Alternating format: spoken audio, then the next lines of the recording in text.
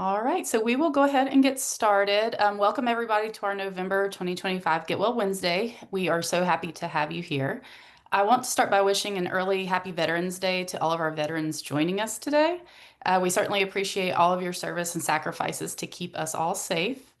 Last month, we had a great presentation from two of our VA clients about the work that they're doing with Get Well Stay around pain management, nurse rounding compliance, and fall prevention.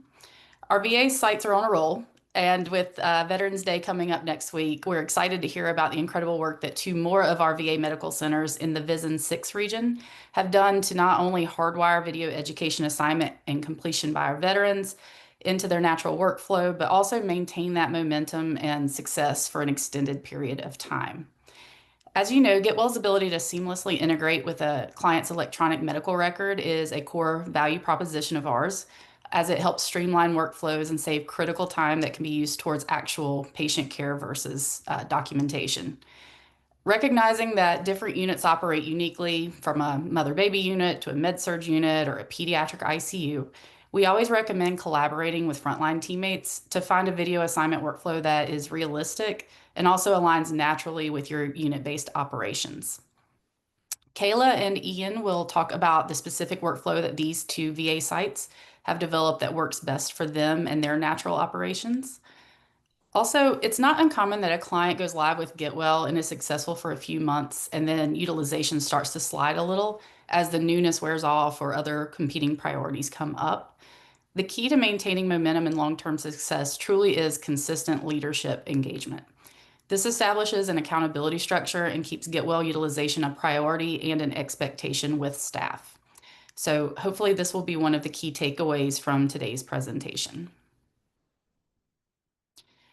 Just a few housekeeping items before we jump in. This is a webinar with a pretty large audience, so everyone is automatically muted. Please put any questions or comments that you have directly in the chat, not the Q&A. That way everybody can see them, and we'll try to monitor them and call them out throughout the presentation or save them for the end. We hope to have time for a live Q&A at the end where you can raise your hand and hopefully I can take you off of mute to have that live conversation. For those of you who may be new to Get Well Wednesdays, welcome. We host these 30-minute virtual sessions the first Wednesday of each month with a different topic each time to keep everything fresh and innovative. It's a great micro-learning opportunity as a lunch and learn or a brunch and learn, depending on where you are. You can always go to the Get Well Connection Hub to register for this entire series so that it's always on your calendar. And whether you can attend live or not, the recording will be sent out, so you don't have to miss one if you've got a schedule conflict. We have our next two Get Well Wednesdays lined up here. So in December, we will host Spellbound AR, which is a virtual reality vendor partner of ours, to talk about ways that they enhance the patient experience through virtual reality. And then in January, it's hard to believe that's right around the corner. We will bring in New Year's with some best practices regarding content to start your year off on a good foot with your user experience. And with that, I will go ahead and turn it over to Kayla and Ian to introduce themselves. So Kayla, I will pass it to you first. Thanks, Misty. So I'm Kayla Jock. I'm the Senior Client Success Manager for VISN 6 and VISN 4. I've been with GetWell for about 4 years now. I originally started as the dedicated Client Success Manager at the Charleston VA, and then later transferred in 2023 to VISN 6, where now I'm the shared CSM. All right, and Ian? Hi, everyone. My name's Ian McWilliams. I am the Client Success Director for the government team. I've been with GetWell just over 4 years now. Prior to that, I was a board-certified vascular access nurse for 10 years, most of which were with the VA. And I'm also a veteran. I was active duty Marine Corps for 4 years prior to that. So thanks for joining. All right, and that reminded me, I actually forgot to introduce myself. So I am Misty Avery. I am the Director of Clinical Consulting in the Learning Center here at GetWell. All right, so with that, let's go ahead and jump on in. Kayla, I will pass it to you to talk a little bit about VISN 6. So this is a map of what Vision 6 consists of. We have 3 facilities in Virginia, Hampton, Richmond, and Salem, and then 4 facilities in North Carolina, Asheville, Durham, and the 2 that we'll be talking about today, Salisbury and Fayetteville. All right. And then Ian, I think you were going to take us away with Salisbury first. Alrighty, so the first VA is Salisbury in North Carolina, otherwise known as the W.G. Hefner VA Medical Center. It serves 287,000 veterans living in a 21 county area. The medical center itself has 260 operating beds, 49 of which have had Get Well since 2017. Next slide. All right, so with the education ordering initiative at Salisbury, the SPICE Committee, which is the Salisbury Plan for Improving Customer Experience, partnered with the Get Well Client Service Manager, who is Kayla, with an objective of increasing the amount of education staff were assigning, as well as the percent of veterans who were engaging with that education. So that's a multi-step process. The first step, which is often overlooked, is revamping the user experience. So over time with Get Well, you can add a lot of content to our system, a lot of prompts, and it can get a little busy for the veterans and staff.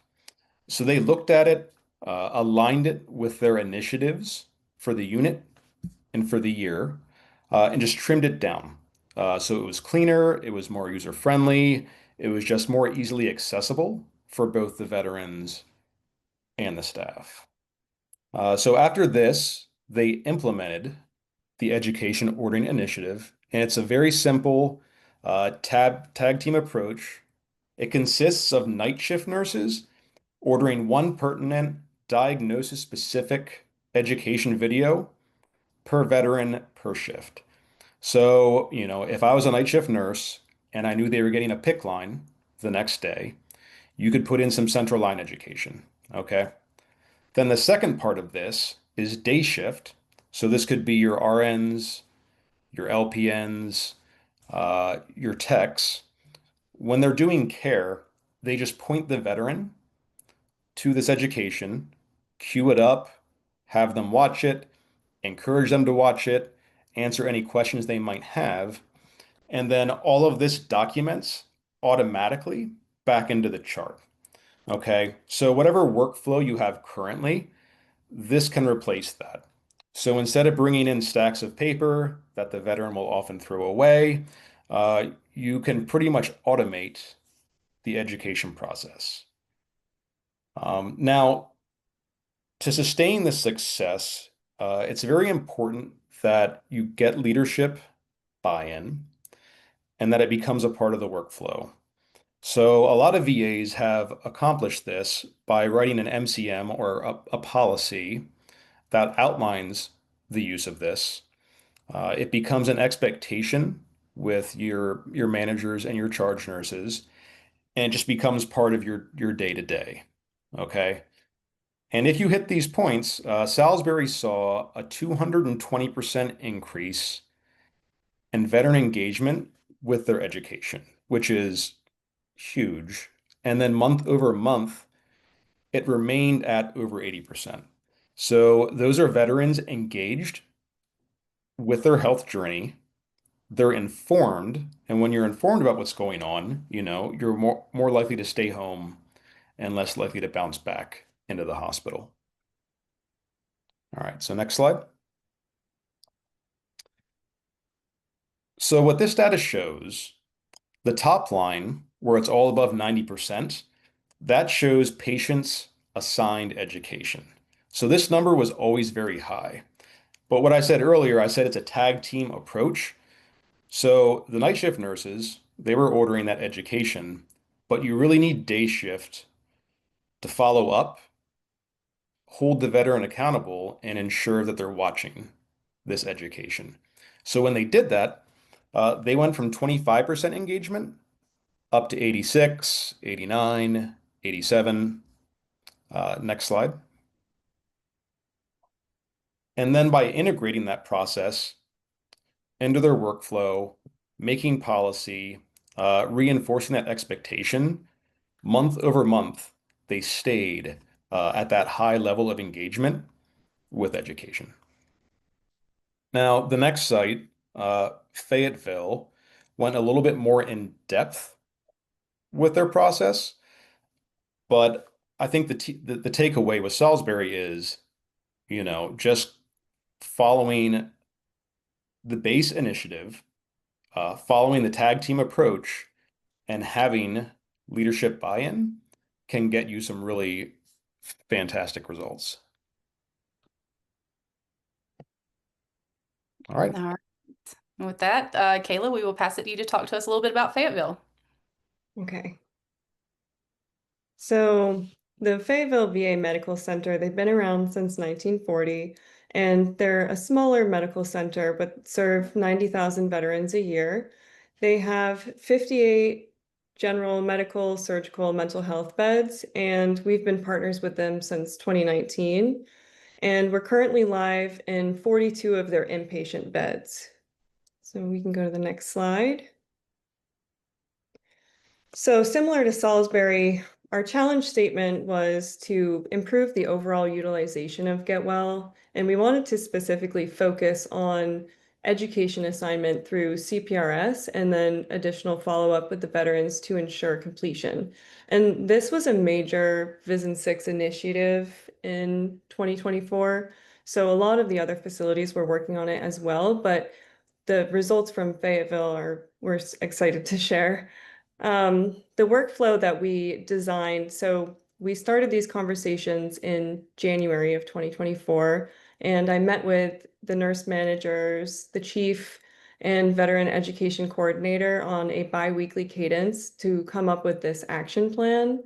And we decided to put a bit of a spin on this project from what Salisbury had done. So we wanted each nurse on shift, whether it was morning or night, to assign one educational video per veteran per shift. And we wanted to sort of split the responsibility between the nurses and the nursing assistants. So we had the nursing assistants actually go in to the rooms and pull up that tile space for veterans, watch videos picked just for me, and they started the education for the veterans. And during this time, we also kicked off the project with an initial training blitz and then had monthly visits from me as the CSM throughout the duration of this project. So going live with the plan, nursing staff was very receptive to the workflow change because of leadership engagement, like Ian had mentioned. And we had consistent manager check-ins on the unit. The nurse managers rounded daily, and they really assisted with compliance and identified areas of improvement, which we would then review during our bi-weekly meetings. And their feedback really helped me prepare for the next on-site visit so I could address any issues with nursing staff or any questions that they had while I was rounding on the units. Staff definitely felt the process was smooth within the first few months of the project. They were definitely comfortable sharing feedback, which was helpful because then we were able to adjust how we were working on this. And we did have some sort of refining measures that we had taken on the project. We were initially focusing on assigning education through Management Console, but ultimately decided that using the electronic health record, which CPRS, was easier for the nurses to use since they were already in patient charts anyways. And you can go to the next slide.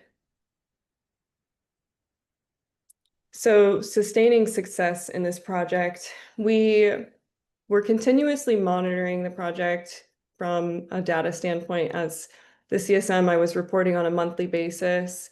The chief and the nurse managers were having this conversation in a vast majority of the morning huddles. We built bedside pamphlets that we placed in patient drawers, along with PowerPoints and one-pagers for nursing staff to access on the shared drive in Teams. And this project really remained successful because of the strong collaboration we had across all levels of the organization. So from frontline staff to hospital leadership, and then me as the CSM. And we learned a lot of important lessons. So as Ian mentioned earlier, having executive buy-in early on in the process really helped influence team members from a top-down perspective. And it's really important to communicate why clearly to the staff. Why are we having all of these trainings? What are the goals of this initiative that we're aiming to improve? And just how we wanted to improve the workflow efficiency, address patient safety, infection prevention. And another important consideration that we kept in mind was, while it's easy to have sort of this process improvement plan from a leadership perspective, you also have to take into account the emotional and cultural shifts that take longer to address and pinpoint areas of potential resistance to sort of ensure that the project remains on track. So with that, we can look at the data. So from January 2024 to May 2024, we were averaging at about 51% completion rate of veterans who completed at least one educational video. And you'll notice the jump. So we ended the project, it's ongoing, but we ended like on-site visits in June of 2024. But from May 2024 to June, we saw a 63% increase in education completed. And then from June 2024 to June of 2025, we were remaining consistent in that with an average of 67% increase for veterans. And on the next slide, you'll see just an outline of the data over the year 2025.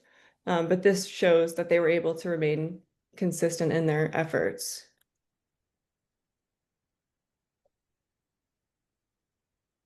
All right. And with that, we have plenty of time for Q&A.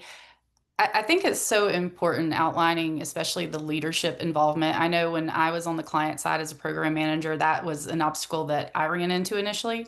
And then once those leaders got engaged and involved and started setting that expectation, it really just trickled down.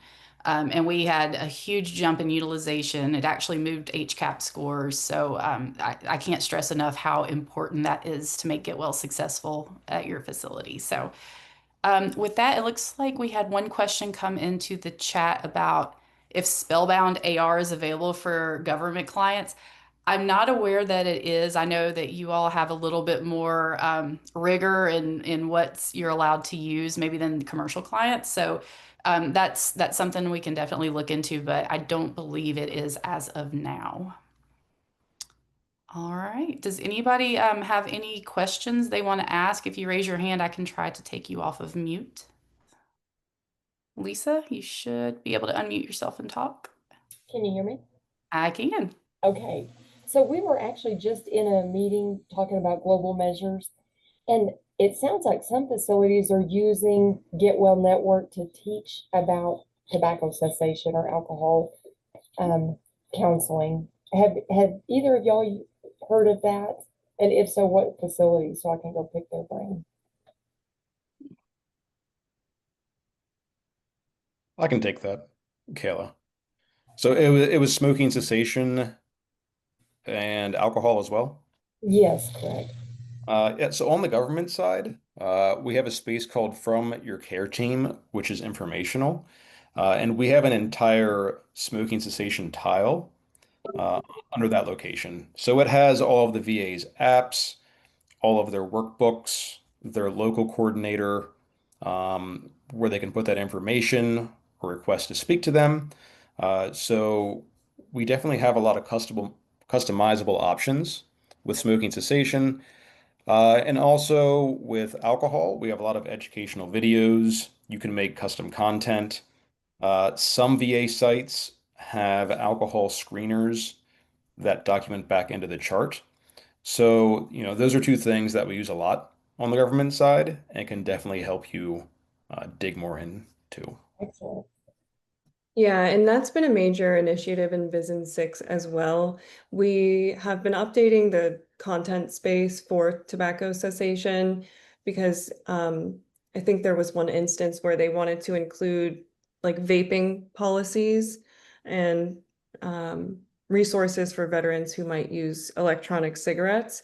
But they've been using what's called the Quick Care and creating these um, like video categories or videos that they can send to the veterans and pull up like right at the bedside.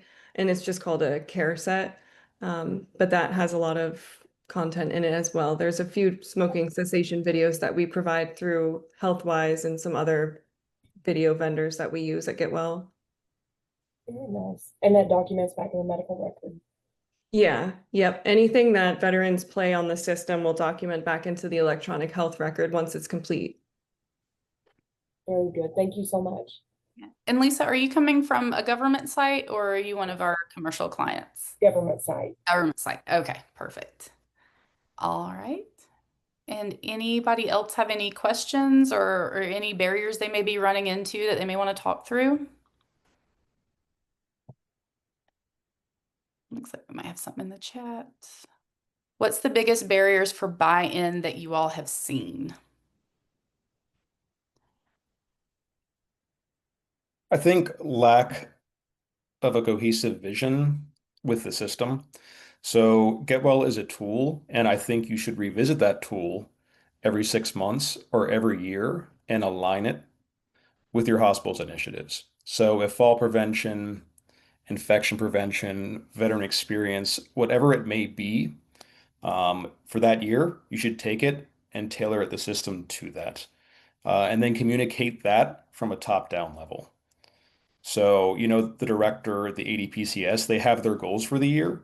That goes down to the nurse managers, and then, the system aligns to help them achieve that goal.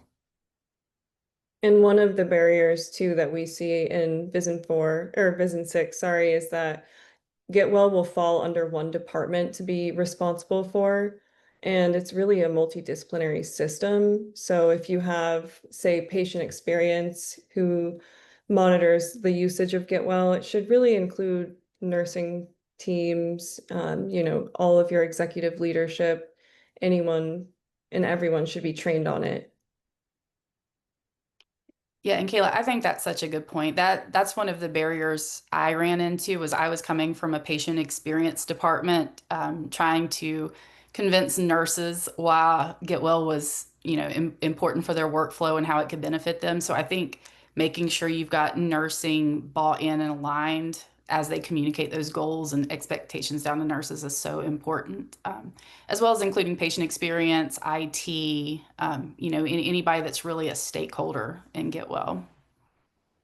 Yeah, and splitting the usage of GetWell across all service lines helps, split the responsibility and it doesn't feel like it falls all onto nursing. Mm-hmm.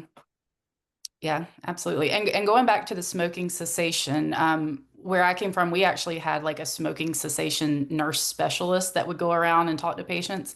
So even including, kind of those niche roles like that, depending on what your priorities are, lactation consultants, if you've got a mother baby unit, just making sure some of those special clinicians like that also understand GetWell and how it can help them and how to assign videos.